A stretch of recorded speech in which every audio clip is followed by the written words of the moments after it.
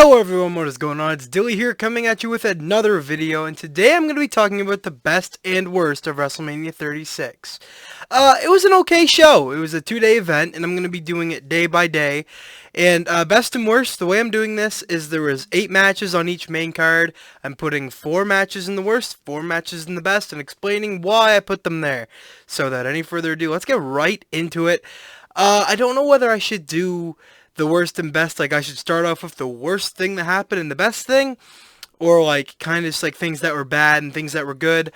I'm just gonna start off where it started actually on WrestleMania Night 1. Shayna loses to Becky.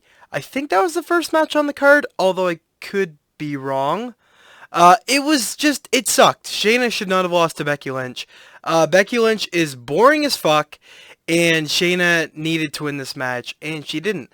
So, I don't know what the fuck the booking's gonna be here.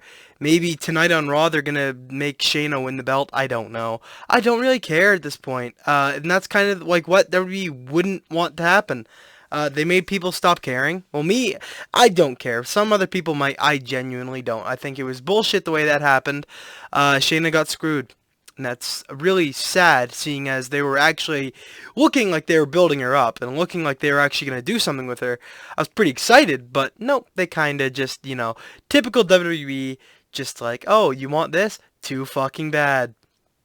One of the I guess we're going to go to the best now. I don't really know how we're doing this video. It's kind of confused. I'll do something that's on the worst list, then something that's on the best list. On the best list, I have the SmackDown Tag Team title ladder match. It was good. It was not a tag team match at all. So that was kind of but there's cool spots, of course, because John Morrison and Kofi are both in there. Not saying the Uso wasn't good, but I mean, Morrison and Kofi, those are two of my... not my favorites, but I mean, I've been watching them since like 2009, 2008, or even earlier for Morrison. But it was a good match. A pretty good finish, actually. It was interesting. Morrison grabs both the tag team titles, falls onto the ladder. It was cool. It was fine. It was a good match. It wasn't too long. It wasn't too short. It was fine. It was pretty good. On the worst side of things on night 1, Zayn wins his match. That was kind of weird. It was Zayn and Bryan, and I mean, I didn't like it. I didn't like how they did it, because Zayn got his ass kicked all match. The entire match, he gets his ass kicked. He hits one fucking kick against Daniel Bryan, who's one of the greatest wrestlers of all time. One kick puts him out. Shitty booking, shitty everything. That was just not good. The match itself wasn't great either. It was fine. I mean, it's Zayn and Bryan. Why the fuck wasn't this the best match on the card? This could have stolen the show. But nope. I was pretty let down, not gonna lie. And the finish was just over to the top. Like, I was pretty salty with the finish. Not that I don't like Zayn, because I absolutely love Zayn, and I like the character he's doing right now to an extent. They're making him way too much of a pussy, but then again, that's his gimmick. That's what he's doing. It is what it is. He shouldn't have won with one kick. That was stupid. He barely got any offense in on the match, and just one kick does it. That's shitty. That's really dumb. On the best side of the show, let's talk about a match that actually stole the show. That's Seth Rollins versus Kevin Owens. Holy shit. Great build for the match. I mean, given the circumstances. Great spots. They did a whole DQ finish, then restart the match under no DQ. That was cool. Rollins loses the match, but he looks like $1 million still. He's a great heel, and he has nowhere else to go but up. Rumor is that he's going to be going against Drew McIntyre for the WWE title very soon. I don't know if that's true or not. I don't even know if WWE is going to be continuing, seeing as the whole coronavirus is a thing. But it was fine. It was a great match. Owens' table spot, Jesus Christ. The dude jumps from the WrestleMania sign through the announce table. Holy shit. That was incredible. I loved that. That was amazing. Great match. Kevin Owens looks great. Rollins looks great. Everybody's doing good there. So, just because Rollins loses doesn't mean he lost any momentum, because he really didn't. And this whole Messiah thing, it's going good. It's going good. I'm liking everything I'm seeing right now. But what I'm not liking seeing is another thing on the worst side, and that's Baron Corbin versus Elias. Because that match fucking sucked. I don't even remember the match. I barely recall it. It was 2 days ago. Very boring. Elias didn't sell the fact that Corbin killed him, which I thought was weird. Why would you... Okay, from a booking standpoint, why would Corbin throw Elias off that thing at the Performance Center, the little stage thing? It's like probably about 15 feet high. Why would he throw them off that, and then Elias doesn't even come out with like taped ribs? Or I figured they'd do something along the lines of like, oh, he's not here, I have to have another opponent, and then somebody else comes out or something. But no, Elias is fine after dying. Like, way to make people understand that that was extremely fake and hokey. Not that we didn't already know, because obviously, like, when Corbin threw Elias off, you didn't see where Elias landed. So I mean, it was obviously fake, but they didn't even try to hide that fact, and that's just not good for WWE. I don't know why they would do that. I don't know why they do that spot if Elias is going to end up winning at Mania. It was very stupid, and I did not give one flying fuck. Another thing on the best side, Goldberg loses his title. This was last minute booking at its probably finest here. It was originally going to be Goldberg versus Roman Reigns. Then Miz shows up to the show kind of sick. Roman Reigns is like, yeah, no, there's someone sick here. I'm leaving. I have leukemia. I'm sorry. I'm not trying to make fun of leukemia. Cancer's not fun. But anywho, Reigns leaves. So they're like, oh, who's going to fight Goldberg? The day before WrestleMania Night 1, it's announced that Goldberg's going to be fighting Braun Strowman at WrestleMania. And everybody thinks, oh, well, I mean, I don't know what's happening here. I kind of figured Goldberg was going to retain, and I didn't care. I didn't care at all. The match happens. Goldberg, it's typical Goldberg match, which typical Goldberg match is also the same as typical Brock match. Finisher, finisher, finisher. Oh, look, somebody else is hitting their finisher. Finisher, finisher, finisher. Oh, look. Finisher, finisher, finisher. That's pretty much fucking it. There's nothing else to these matches, and I don't know why WWE continues to do them. They're not worth the time, and it's just shit. But Braun won, so that's all that matters. Braun hit a couple slams. I'm happy to see Strowman with the belt. He hasn't won shit since he came to WWE. He won like the Intercontinental title and feuded with Roman for the Universal title for ages, which I'm sure is exactly what they're going to be doing again. So if you like that feud, you'll definitely like it this time around. Anyway, what else happened that was bad on the show? Alexa Cross? That's the... They're actually Bliss Cross Applesauce, I think's their name. I don't remember. I think it's Bliss Cross Applesauce. That's their new tag team name. That match with the Kabuki Warriors was boring as shit. It was the same shit we've been seeing for the past few weeks on Raw and SmackDown. It's dumb. The Kabuki Warriors kind of suck, and they need to feud now. I hope that's what happens, because I don't care to see them as a team. I think they both could be a lot better than they're portraying themselves as right now. Like, I know Asuka's great. I know Kairi Sane's great as well. But currently in the Kabuki Warriors, I don't care. I don't care at all. Alexa Bliss and Nikki Cross. Alexa Bliss? I can't speak. Alexa Bliss and Nikki Cross. They're okay. They're women's tag team champions, and they have nobody to fight because that's the women's division in 2020. I don't care about this match. It was boring. It wasn't super long, though. I mean, it was kind of long, but it was fine. I lived through it, so we're good. In the last best thing, the greatest thing that happened on night 1 was the Boneyard match. Holy shit, I was really blown away by the Boneyard match. It was really cool. I'd say it was the most unique WrestleMania match ever until night 2. I think it was really cool. It was fine. It had Undertaker come out to a shitty Metallica song. That's probably my only real complaint. But one thing I really liked about this match was there was a couple times that I thought AJ was going to win. And that's a good thing to do in wrestling. Not make it obvious who's going to win. Like, you know, there was a couple spots that Taker was in the grave, and I'm like, oh shit, Styles is about to win. But it ended up, Styles ended up losing. Undertaker ended up winning.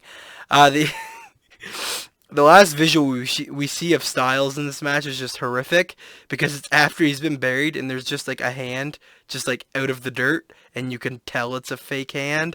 I don't know whose idea that was, but fuck, that was stupid.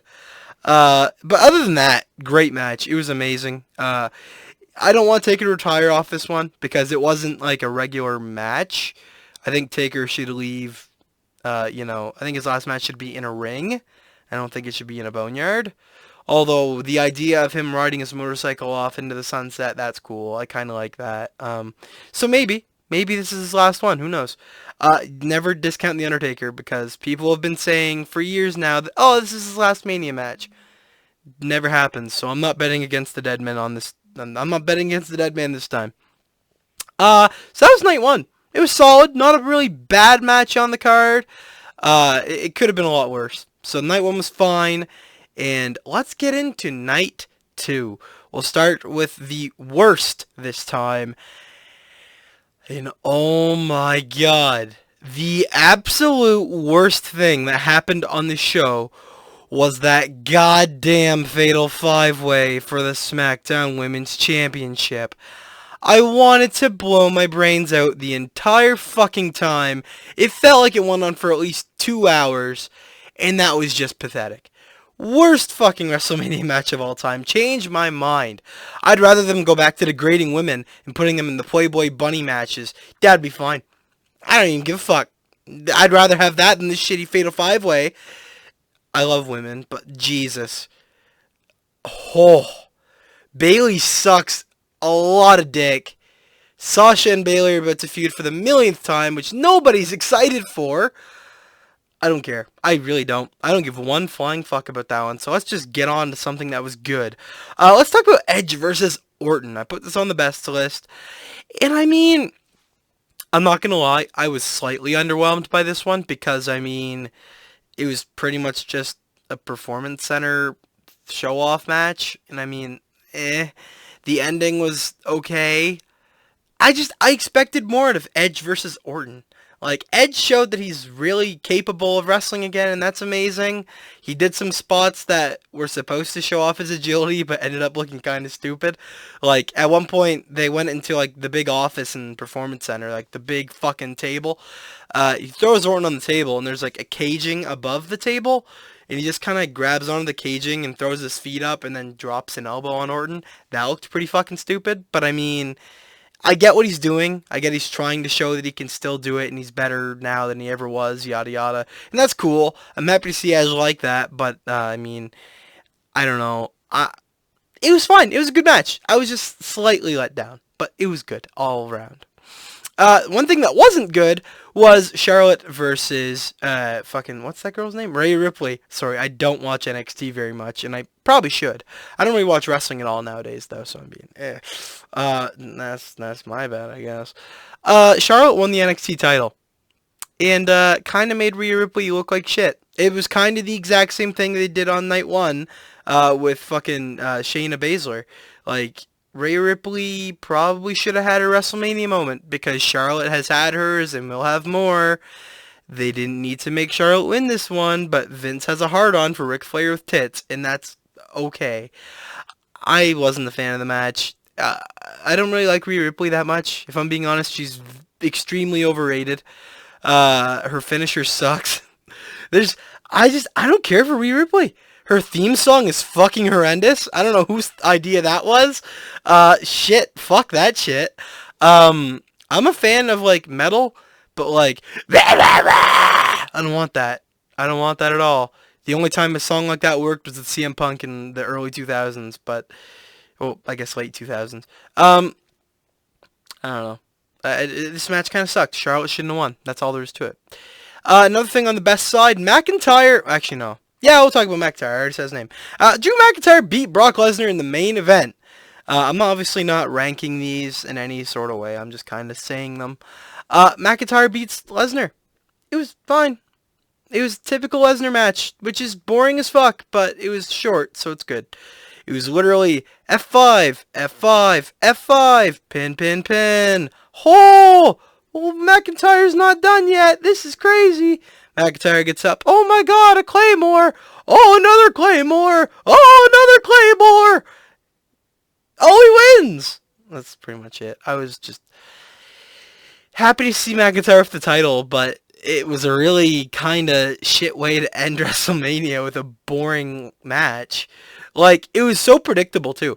Because I was already watching it with a friend, and I'm like, after Lesnar hit the first F5, I'm like, alright, there's going to be one count. There's a one count.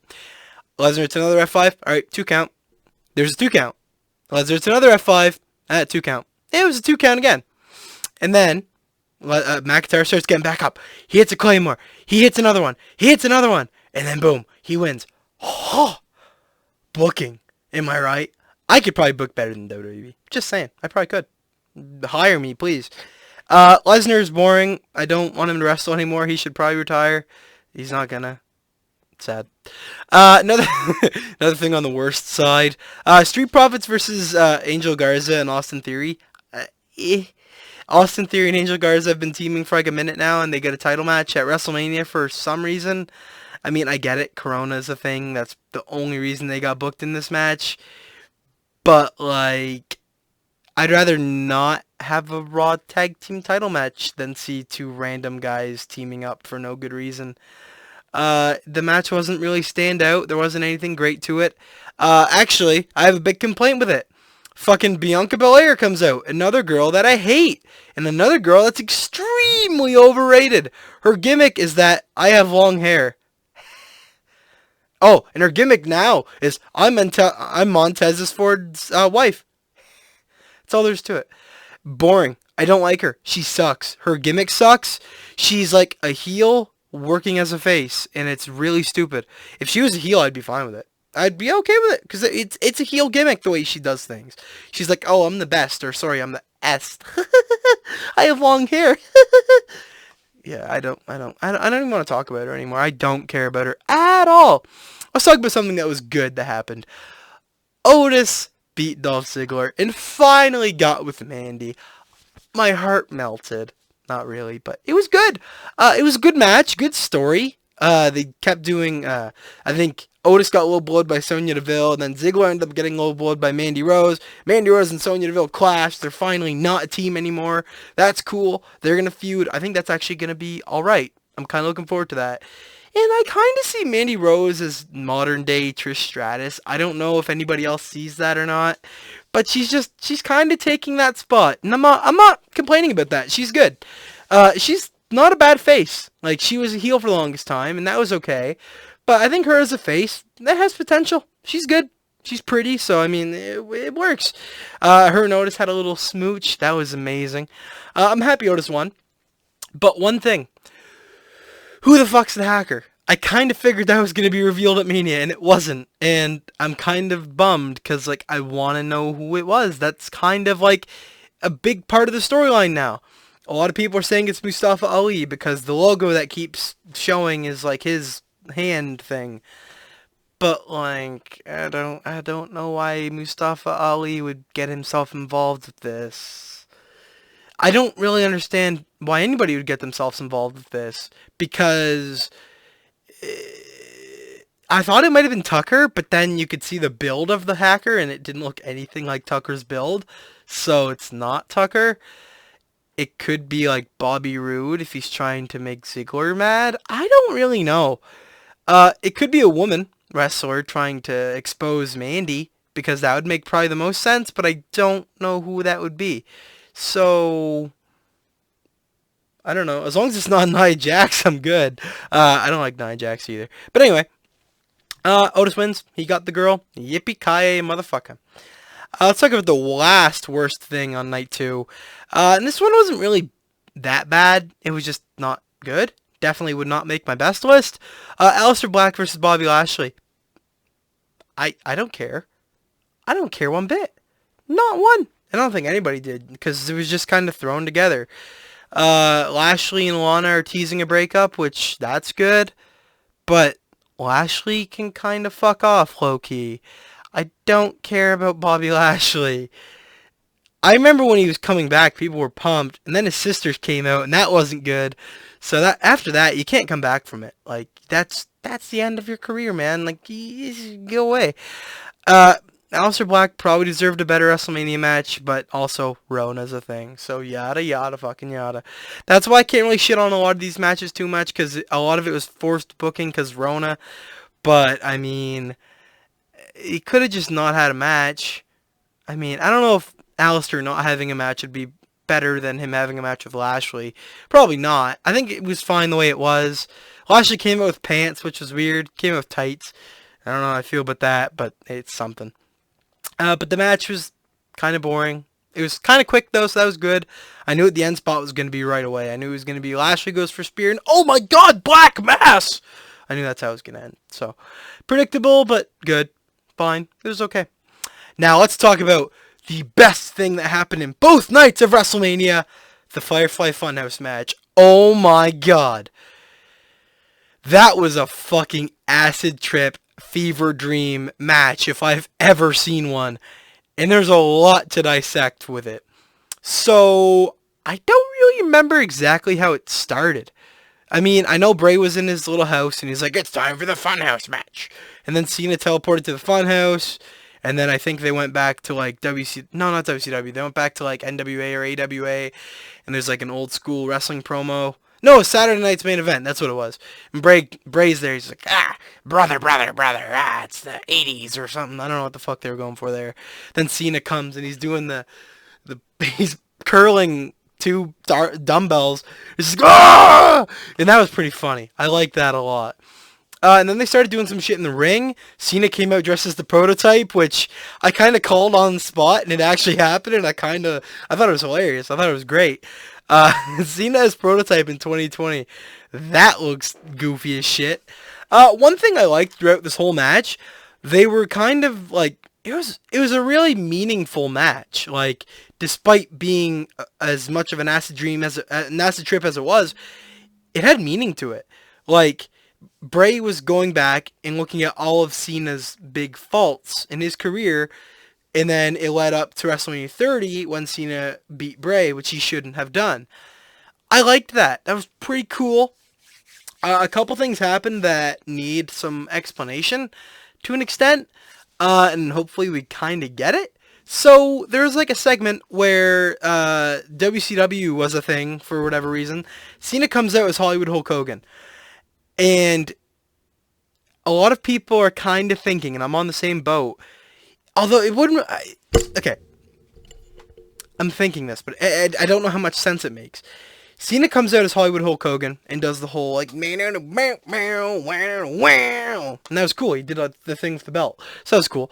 And Bray was as Eric Bischoff. He's, like, doing the same thing that Eric Bischoff did when Hulk Hogan arrived. And when Hulk Hogan turned heel. So, what if Bray doing this to Cena means Cena's going to turn heel? Now, that wouldn't make a whole lot of sense because Cena's not in the company anymore. I get that. But listen, when Bray won the match... Okay, this is all symbolism. It's crazy. So, the match ends with Bray... how did it end? I know they redid WrestleMania 30. Like, Bray came out as, like, old Bray, and I thought that was cool. And then the Fiend happened and gave Cena a mandible claw. But the hand he did the mandible claw with was the hurt hand instead of the heel hand, which it usually was. Like, with, like, Finn and Bryan and everybody that Fiend fought. He's changed every opponent that he's had. They've either turned heel or just went and did something completely different. So, he usually uses the heel hand, I believe. But with Cena, he used the hurt hand. And a lot of people are thinking, well, what if that means that Cena's gonna do something? I don't really know. I don't really know what to think. I don't know. It was just such an interesting match, and it deserves a watch back. Like, I want to go back and watch it again, because watching it once doesn't do it justice. Because I want to go back, and thinking what I think now, I want to see... Well, I want to just rewatch it and just kind of see if my theories would make any sense. But Cena turning heel could be a thing. But, like, he's not with WWE anymore, so it's kind of like, it's very iffy. But it was a very interesting match, and I'm happy it happened. And that was WrestleMania 36. Weird fucking show. Definitely the weirdest WrestleMania of all time. And I enjoyed it. I thought it was a decent show. A lot of people are thinking the same thing. So that's cool. With no fans, it made it odd, but it was good. You know? Like, I think we wouldn't have gotten the Funhouse match, and we wouldn't have got the Boneyard match if the coronavirus wasn't a thing, I don't think. So, that's good. I mean, we might have still got the Funhouse match, but I don't know if it would have went the same way if the Rona wasn't around. Um, all in all, good. Good show. Good show. The two best matches, of course, were the Boneyard match and the Firefly Funhouse match, but I didn't have to tell you that because it was pretty obvious. McIntyre is the champion. That's cool. I like to see. I'm liking this idea. I'm looking forward to what they're gonna do in the future with him. I know they have up till Raw after Mania taped, and then after that, I don't know, because apparently Florida is big shutdown mode right now, so I don't know what they're gonna do, but I guess we'll have to wait and see. And anyways, guys, that was the best and worst of WrestleMania 36. I hope you guys enjoyed the video. If you did, leave a like, if you comment, subscribe more, and click the bell icon for the love of God, so you know every time I post. I've been your host as always. I am Dilly, signing out.